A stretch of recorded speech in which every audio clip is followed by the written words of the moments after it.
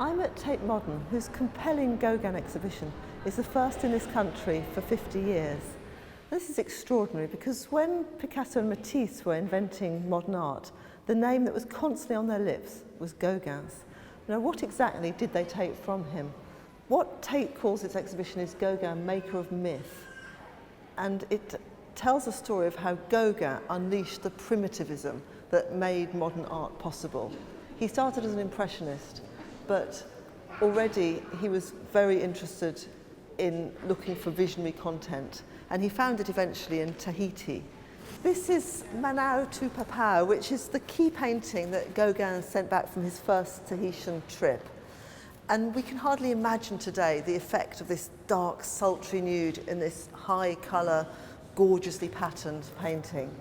The model for the painting is Gauguin's 14-year-old lover, Tahahamana, but the inspiration really for the construction of the painting was Manet's great transgressive nude, Olympia. Gauguin was obsessed with that painting. He took a copy to Tahiti and kept it with him all the time. You can see how he's turned it round. Manet's feminist icon is aggressive, daring us to stare back at her. This one is lying face down, her body's exposed. We're invited to project our fantasies on her. And this black figure here, the subtitle of the painting is "The Spirit of the Dead Keeps Watch," and I think Gauguin is inviting us to see that this is really the figure in the woman's head. So she's vulnerable, she's frightened, she's guilty. It is a portrait of a woman dreaming, of a woman in fear. It's a symbolist fantasy.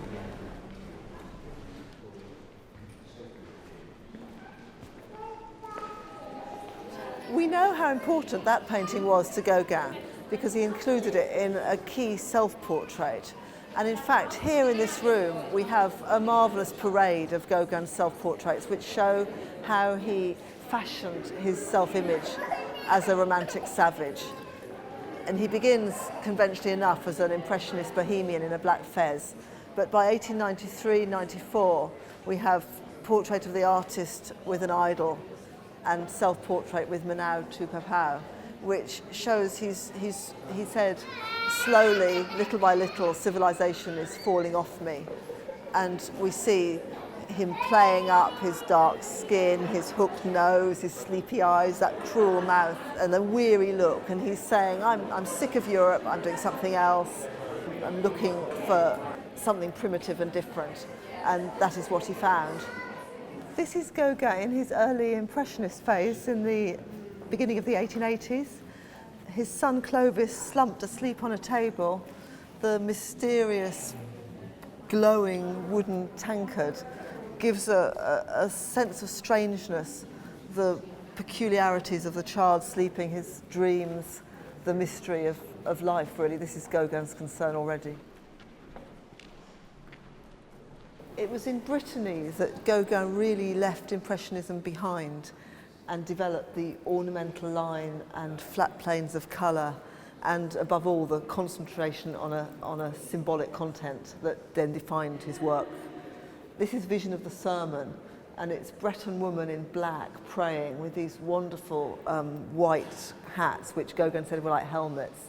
And Gauguin himself said this was his great religious picture, full of superstition and rusticity. And this really set up the mood for the primitive that he took with him to Tahiti a couple of years later. What Tahiti brought Gauguin was the fantasy world and also colour. And these two paintings come from Russian collections. And the important thing is the collectors Sergei Shutkin and Ivan Morozov in the 1900s had the best eye for colour of any collectors in the world. And they scooped up these works, the dusky pinks and deep crimsons here, the mango and peach saturated hues. They really appealed to these Russian collectors, and they're among the most wonderful works in the exhibition. It's interesting, of course, that these very sexy paintings are pure fantasy. By the time Gauguin got to Tahiti, it was not the paradise that he dreamed of. It was ruined by colonialists and bureaucrats and missionaries. And so a painting like this, Delightful Days, is really, it's a harem of Gauguin's teenage Tahitian lovers.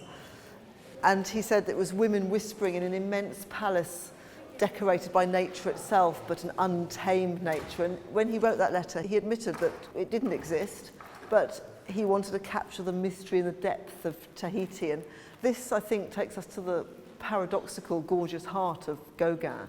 He was a 19th century symbolist and dreamer, but one of such histrionic brilliance that he was so desperate to leave behind what he called that stupid European life and create something different.